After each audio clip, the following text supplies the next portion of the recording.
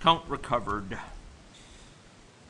Okay, so this is going to count the number of people recovered. And you'll notice there's types here. Conceptually, there's really, the first is different than the others in the sense that the count uses the condition. The other three use the expression. So conceptually, the first one is different than the other four. So count, we have a condition we have to fill in. A condition that's going to be the criteria for whether or not someone is counted.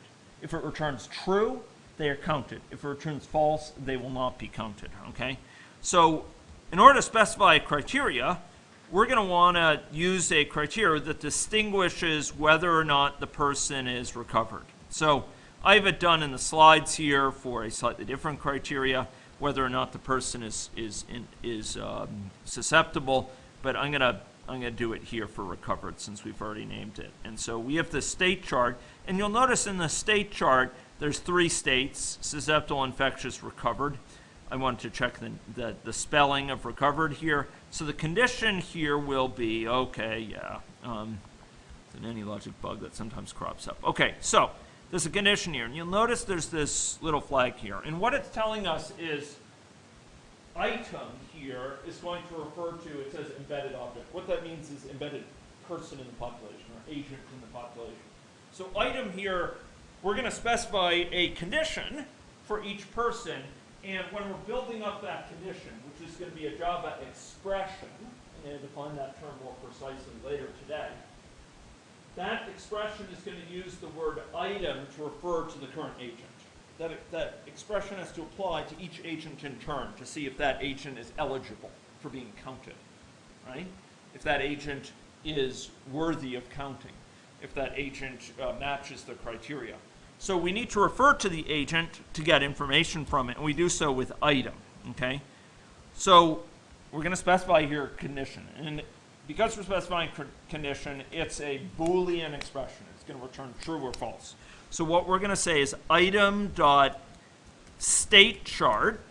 Item is a reference to the agent here. And here it's going to be a state chart. It knows it's actually a person here because it's people holds persons. So item.stateChart, that's items state chart.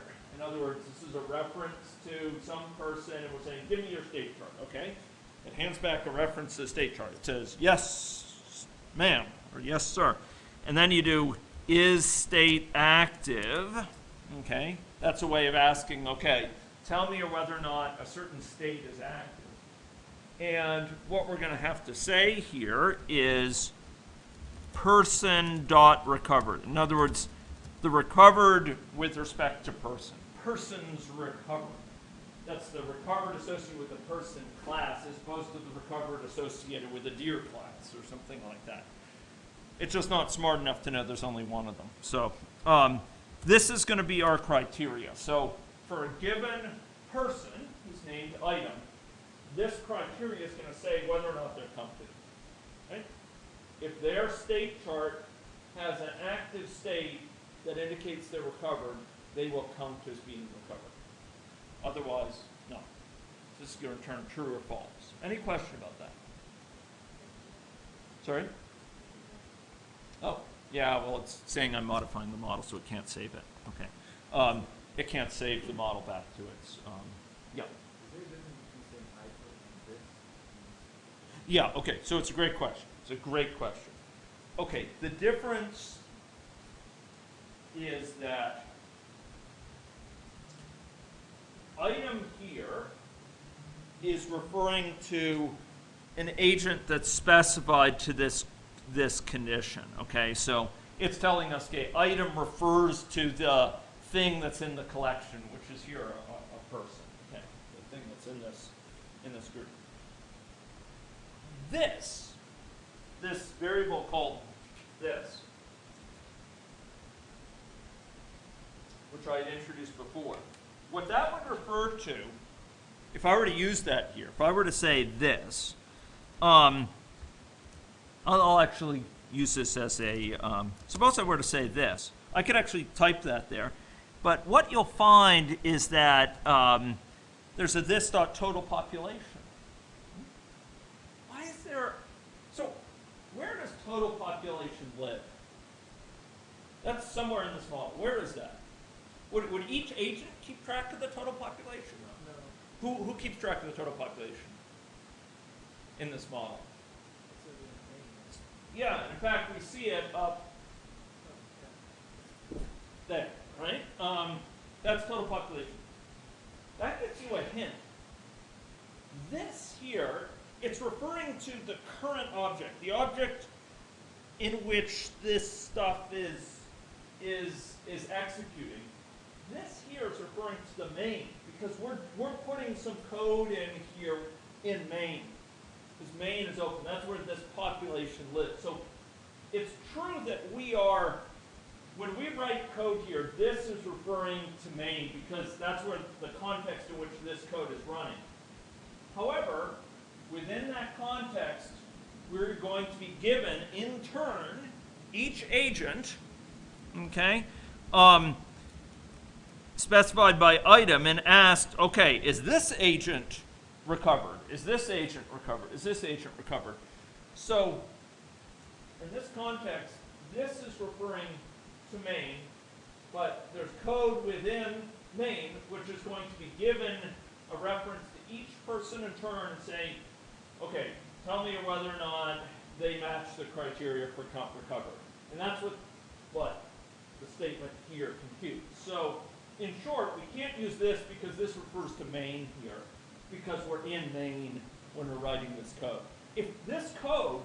If we were writing something instead in person, code to run in person, this would be referring to the current person, okay? But instead, it's like we are within main going through each person in turn and sort of saying, is this one good enough to be counted? Is this one going to be counted? Is that one going to be counted? And that's what that expression says. So we can't use this because this refers to main. Does that make sense? Okay. So any other question on that? That's a great question. And we're going to be talking more about some of these Java issues later on in today's session, the latter half of today's class. Yeah. So your identification to people, right? Which is the main. Sorry? Sorry, I can't make that. Yeah. So the condition that your identity that's in people, that's in main. It's in main, yeah. Because it's associated with this construct in main. It's associated with people, which is for the whole population. And we're telling people how to recognize whether or not someone is going to be counted for this particular statistic. And so it's in the context of main that this whole thing is running. And it's going to be given each information about each person in the form of a reference to each person in turn called item. And you're going to use that to judge whether or not it should be counted. Does that make sense? So you've got this, you've got, here's the sort of main, and you've got some behavior running here, some code. And within this behavior, this is actually pointing to the main object. And one of the things that we'll be doing is going through each person within the people collection and figuring out, is this person to be counted? Is that person to be counted? And that's based on using item to refer to each person in this kind of on the stage, so to speak. So item is going to first point to this one, and then after you've determined whether or not this expression is true, it's going to point to that one, and then it's going to point to this one, and so on in turn.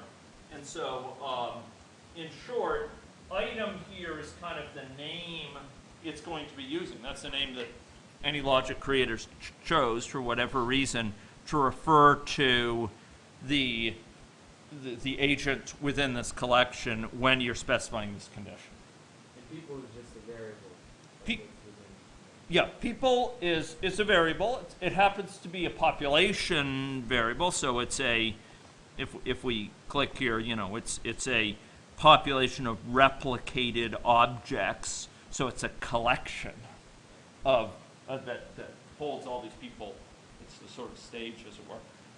Holds all these people that are being considered, and the statistics basically provide us a way of going through each of those people and here establishing some criteria for whether or not they should be counted. Later, to go through them and average some quantity associated with each person, or take the max, or take the min. Does that make sense? Yeah. Okay. So this is counting now whether or not someone is recovered, okay? So I'm going to go, so we put that there, and now what we have is the a population, and then a statistic that we can invoke, or a statistic that we can make use of, okay? So we name this count recovered. And then I'd like to now run this, okay? So I'd like to run the model now that we did that. In order to, we're gonna have to restart it in order to sort of have it recognize that change. So we could run it in any number of different ways. I'll run it this way, boom. And it's going to run here. And what you'll see is if you click here, it actually now gives us a running total for the statistic we computed. It's saying count recovered is such and such. And it's keeping track of that live, so to speak, right? You know, that's kind of a nifty thing, but it's really only giving it to us at the current time, right? It's not giving it to us, you know, in a tabulated list over time. To do that, we're going to need to use another mechanism. And the mechanism is a data set, okay? But this does provide a way of getting some feedback on particular statistics. Incidentally, if I wasn't looking at this thing is not being recorded. This thing, right now, there's nothing calling that statistic. It's only when I'm looking at this, that this thing is actually being called right now. We're going to take a look at a mechanism that will force this thing to be called periodically, okay? And we'll display the results. But anyway, that's a statistic you can define. And you could imagine defining a similar statistic, for example, for not just for counting the number recovered, but counting the number susceptible, counting the number infectious, and the number recovered. Bear in mind that each of them comes with a certain cost. And later in this session, when we're going in Java, I think what we're gonna do is we're gonna go down and we're gonna look at the code associated with this. What's really going on under the hood that's computing this? And we'll actually see it's looping through the population. It's doing a loop through the population and applying this criteria. Yeah. Would there be some